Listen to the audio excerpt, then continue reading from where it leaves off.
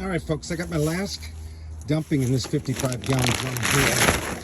I've been experimenting with these 55-gallon drums. If you follow my YouTube channel, I've gone from YouTube and TikTok. I've gone from regular composting bins with pallets, and then I went to dog crates, and then I went to these drums because I didn't want to lose the liquid from here. So this is how I've been saving my liquid these days. And as you can see, we're right up there to the top. This one is sawdust. I've been going, as my carbons, I've been going micro-shredded cardboard, sawdust, micro-shredded cardboard, sawdust. And for the most part, it's cold right now. It's about less than 30 degrees Fahrenheit.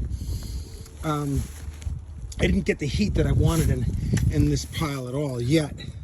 So this last load that I'm going to be putting on here, I'll really start working this bin. I have gotten up to 160 degrees Fahrenheit with these bins.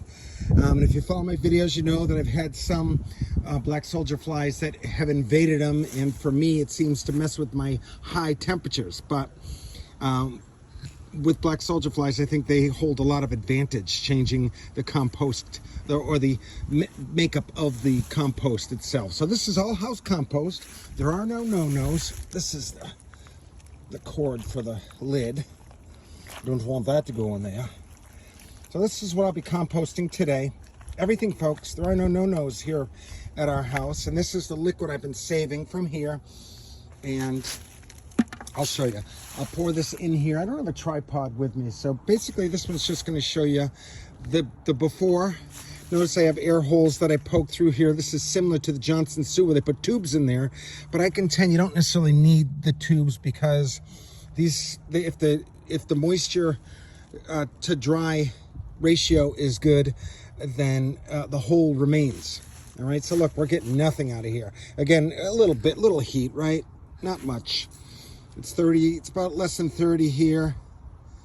And I don't think I'll get up to 80 on this one. I'm finding for a family that we have these days, anywhere from 2 to 4 people, sometimes parties thrown in there, of compost, I'm finding that I could easily juggle just 3 for our family and turn it into, eventually I turn it into worm castings, but you can turn it into detritus under forest floor, duff.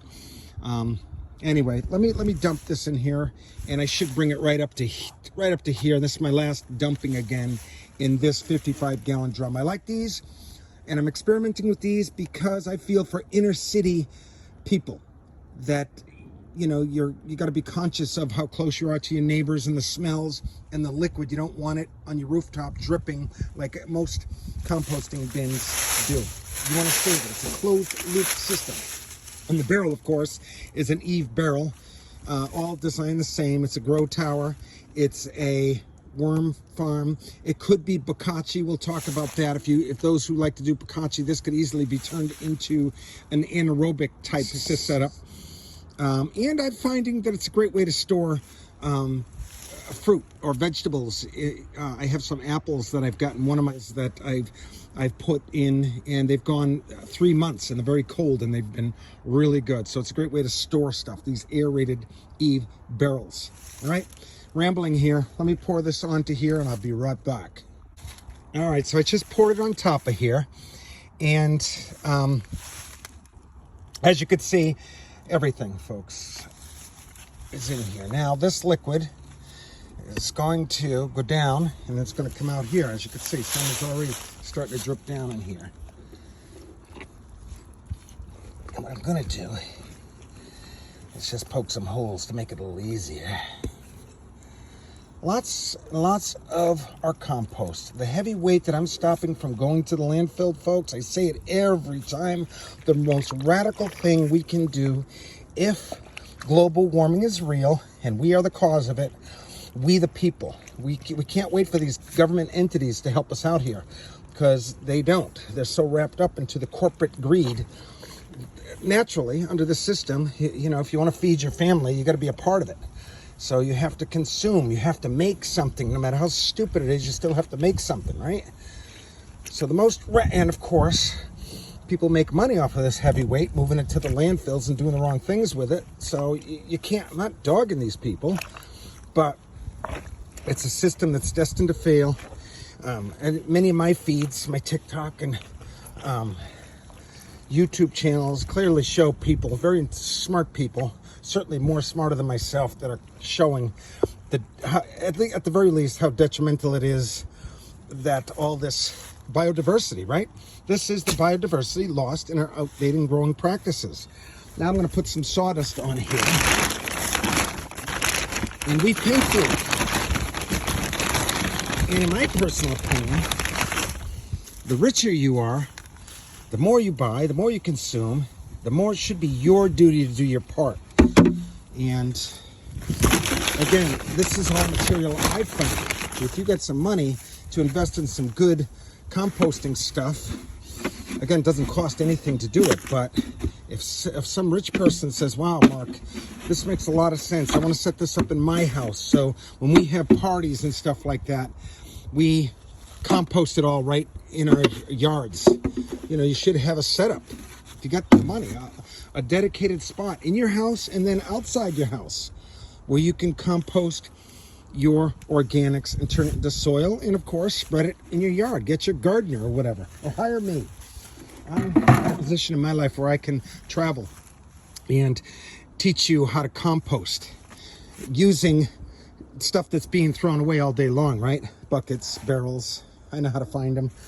It shouldn't cost anybody anything except my time. So yeah, that's another side note. I am available for hire, and I'm right between New York City and Boston, and I will travel in the city and help you figure out, if you have a spot, figure out how we can help you help the planet. All right, so I just fluffed it up best I can, and now I've got my Excalibur awl here. You see, you make the hole, and that hole is going to remain there. So that's how you're going to get air from these eave fittings here into here and down below. I'm going to use my smaller rod to make smaller holes. And I think the reason why many people don't go vertically with their barrels, they always go horizontal when they're doing their worm farms or anything, is because they worry about how hard it is to manage. You know, usually they turn these 55-gallon drums into tumblers, right? I think this is easier, certainly a lot cleaner. Nothing drips out of here, right? All that liquid I put in here, most of this has been absorbed by the content in here.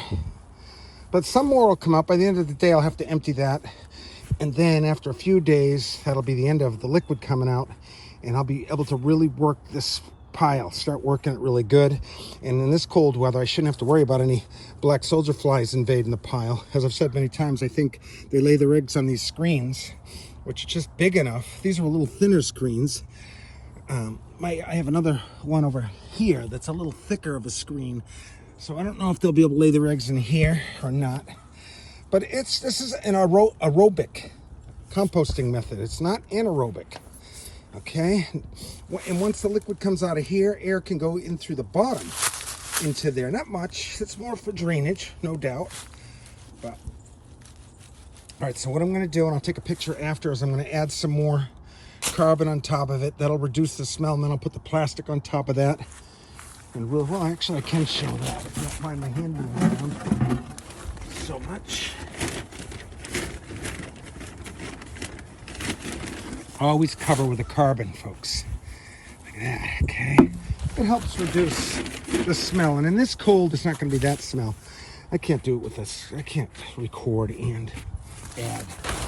I can't chew gum and walk at the same time. Here we go. All right, so this will help reduce the smell by covering it with a carbon.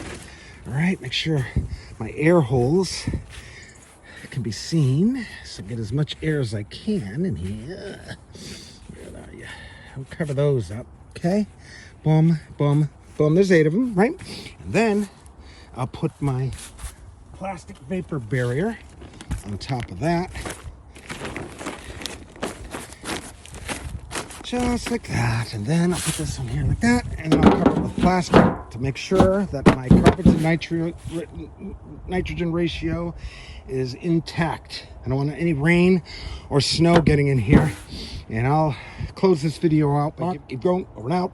We will most certainly heal this planet, one urban farmer at a time.